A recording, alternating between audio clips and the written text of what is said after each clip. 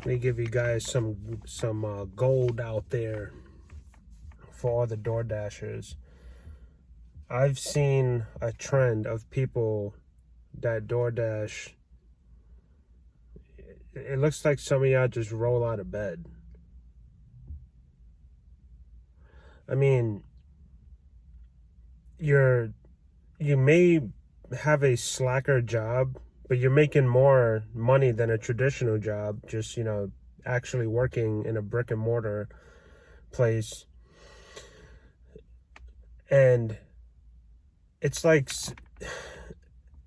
I'm almost at a loss of words from what I see. It's almost equivalent to going to the courthouse. You go into a courthouse and no one's dressed for court.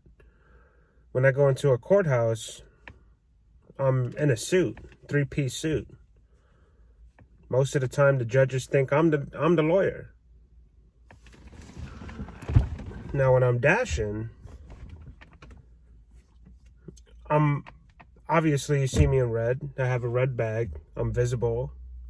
Most of the time when I walk into a store, people already know what I'm there for. Obviously, having the bag. Now, you have to remember, although you're working for yourself, you're still representing a company first, and you're representing yourself as a businessman. Because this is a business. It's real money. Again, we're making more than a traditional job. You just got to pay some gas and you're good to go and you work whenever you want.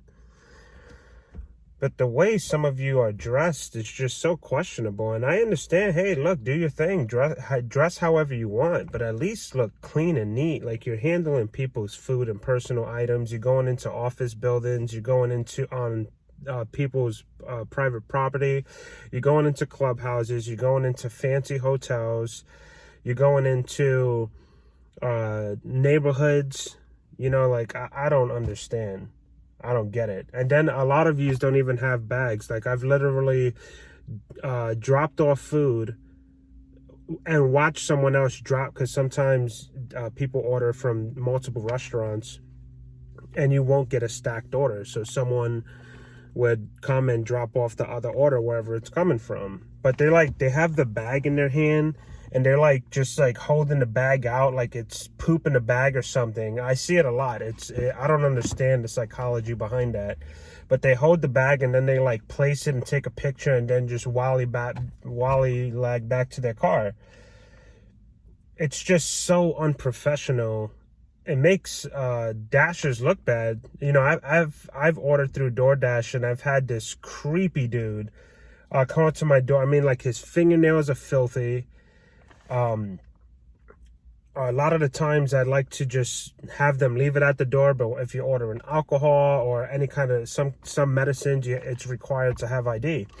So you have to interact with the dashers. But there's one this lady is downstairs, and if you know who you are if you're seeing this, because you're obviously a dasher as well. But you have this lady smoking cigarettes out the window, pulling up into my driveway. This dude looks like a homeless bum, all right, dressed it makes me nervous at some points, because it's are these people desperate? It's really strange and uncomfortable to encounter. These red shirts that I have here, and I bought them from Ollie's for $2.50 each.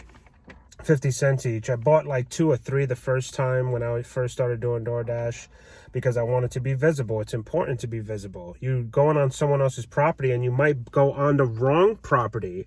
And if you just look like someone that just rolled out of bed without a Doordash bag, you might seem to someone else like you're either trying to rob them or you have the wrong house. Obviously, you have the wrong house if they're not expecting you. But even for the people that are expecting you, you got to go into some areas where it's rural and you should look visible, especially at nighttime. This is bright. Anyone can see me. And then my shoes as well. I have bright shoes on, just so I'm fully visible, especially at nighttime and during the day as well. I'm just really disappointed in how I see a lot of you dashers out there you have no respect for yourself. You have no self-ownership. Like, this is a business. You should treat it like a business. You can make a lot of money if you do it right. And I'm going to give you guys a lot of tips on how to make money. Good money doing DoorDash. I am a top dasher in my area. Here are my stats. And because of that, yes, you got to take the good with the bad. But being a top dasher, dude, I'm making nearly $30 an hour on the regular, even during the week, because I'm getting big orders. And yes, you have to take small orders as well. I get $2 orders sometimes, and I'm like, okay, it's probably some college student. And, you know, I'm in a college town, a relatively busy town. We have all seasons. All seasons were covered. So I am very fortunate to be in my town doing what I'm doing. You know, yesterday I worked for 2 hours. I made like $80. Like, I killed it yesterday. I worked the whole day, but there was a point, you know, being a top dasher, you can just clock out anytime, get paid immediately because I have the dasher card. And I went back out for like 2 hours during dinner, made $80, just went back home because I don't want to keep burning gas and wear and tear in my car, etc. Yeah, I want to teach you guys how to make some good money. And the first thing, you know, in this lesson I want to give you guys for DoorDash, bro, you have to look presentable. Please, please, please, please look presentable. My beard is a little grown out. I let it get up to an extent. You want to look presentable as well because there's a lot of opportunity, bro. You're walking into hundreds of businesses. You're encountering with hundreds of people per month, per se. And possibly thousands, whatever.